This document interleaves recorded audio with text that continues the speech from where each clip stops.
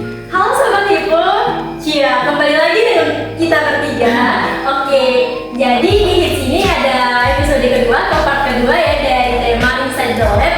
Tadi kan part pertama itu sudah membahas terkait pengalaman mahasiswa atau mahasiswinya dari Kak Inggris dan Claudia ya Sobat Hipo. Jadi di sini untuk part keduanya kita akan membahas terkait pengalaman di dunia laboratorium. Karena kakak dua Kiki ini sudah langganan banget nih jadi aset. Kalau kita tanya nih sama dosen atau yang mengampu mata kuliah, nanti yang temenin kita siapa nih Pak? Siapa nih Mbak? Pasti dijawab, oh nanti ada sama Kak Yunus, nanti ada sama Kak Linda. Nah, di sini Sobat Hipo, Deka maupun Sobat Hipo yang ada di luar sana mau mengkaji nih dunia laboratorium itu kayak gimana nih, di balik pintu laboratorium itu ada apa gitu loh. Kok bisa dibentang jadi kakak-kakak aslet gitu loh. Oke, mungkin bisa kita mulai ya Kak? Boleh. Oke, di sini Deka mau tanya nih Kak, kok bisa betah banget gitu, langganan banget nih jadi aslet bertahun-tahun nih, setiap semester tuh pasti ketemu sama Yunus sama Claudia buat jadi aslet. Gimana tuh Kak? Sebenarnya kita juga bosan ya. Atau sekalian healing nih Kak? Karena kalau pulang itu kuliah lapangan itu Sobat Hipo itu pasti ada di kakak dua ini, pasti wajib ada.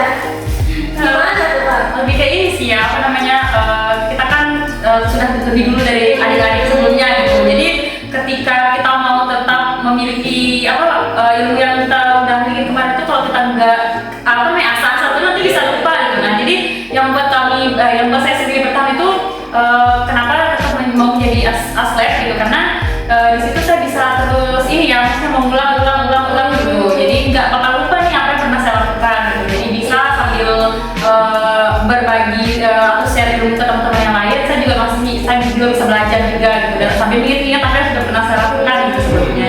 Itu sih yang bertahan. Gitu. Kalau dari Kak Yunus gimana nih? Terpaksa ya. Soalnya setiap lihat MKDK yang platform nih ya Kak, wajib ada Kak Yunus. Mungkin itu kali ya yang buat agak sering suka jadi aslet gitu kan, karena sering ajak kalian pergi kulap nih. Terus ketika kalian ada praktikum, kakak ini dong bantu buat bantu buat prepare bahan, buat koordinasi terkait lab. Itu kan kadang seru menurut kakak seru karena banyak kegiatan-kegiatan kalian itu selain di lab ya, kalau dia bilang tadi, karena memang yang udah pernah kalian lakuin sebelumnya itu misalnya sekarang ini udah waktu kakak selesai misalnya praktikum, ternyata kedepannya nggak ada lagi gitu kan. Iya. Nah, jadi aslet itu mengulang kembali gitu, membantu kalian, terus melihat kalian kerjakan itu terrefresh lagi itu yang pernah dilakuin kayak gitu. Dan yang part paling serunya itu bisa ikut kalian di lapangan gitu. Ya nggak sih? Iya sih Kak, buat tambah foto dikit-dikit. Bisa jadi ya. Iya. Itu harus ada. Iya kan? Nanti yang lain praktikum yang asletnya foto-foto ya. Bener.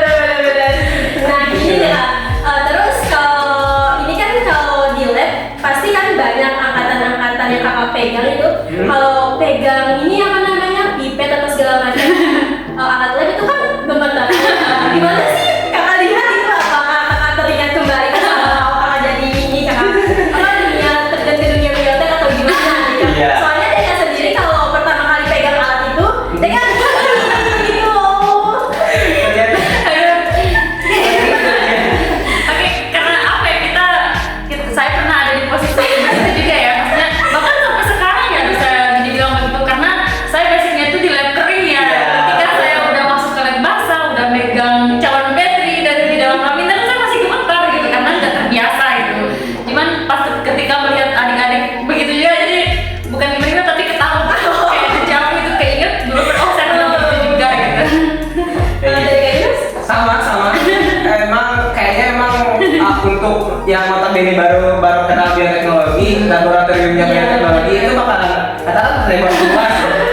Kata-kata pasti bakalan repot. Ya kakak juga dulu pegang capek tuh kan, kita harus bukan yang megang kayak gitu ya. Kita coba PT itu kadang kita pegang satu tangan tuh buat uang media, kadang sama kalau bukan buat buat media terus dibukain tutupnya tuh kan Iya. ini tremor gitu tangan kita semua kayaknya. Emang semua. Terus apa namanya? Ya memang kalau untuk yang pertama kali rata-rata tremor. Tremor. Tapi kalau sudah terbiasa aman lah Ya, ya. aman. Sejauh pengalaman jadi atlet capek nggak sih kak? Ya, puncak ada capeknya, serunya dapat semua sih. Dapat semua, capeknya ada, serunya ada. Jadi di apa namanya ketika ada capeknya, tapi ketika capek itu diajak ke lapangan, wah nggak ada tuh, sana tuh. Tapi kadang deh kak, kemarin mereka kan sempat ini kuliah lapangan tuh pagi banget pada malamnya itu mereka praktikum dan mulai itu jam 11. Terus tapi jam 6 pagi tuh sudah di lokasi buat kuliah lapangannya. Aduh, emang tantangan banget sih buat dunia biotek ya kak, apalagi kita sebagai Makanya biotek. dalam biotek itu orang terpilih, orang-orang kuat. Tangguh lah. Tangguh dari sekarang tuh nanti kedepannya bakalan enak lah. Gitu kedepannya. Oke. Biasa. Terus selama menjadi atlet nih apa ada sih alat yang ini yang masih tremor dipegang atau gimana ya kak? Tergantung ya. Sejauh ini pasti udah terbiasa banget nih kak. Udah pro berarti ya. Enggak juga sih. Iya. Masing-masing walaupun kami atlet ya, kami punya bidang masing-masing gitu. Oh. Mungkin kayak jenisnya bidang mikro gitu. Iya. Jadi kalau pegang-pegang catet mah udah biasa gitu. Kalau untuk saya yang jarang di lab mikro ya, kalau pegang catet masih kadang getar gitu. Kalau karena jarang gitu ya. Terus gimana nih kak, mungkin dari sobat-sobat IP yang ada di luar sana yang mau jadi atlet itu gimana sih kak, itu mengajukan diri atau dipilih ya kak, atau memang orang terpilih buat jadi atlet? Enggak.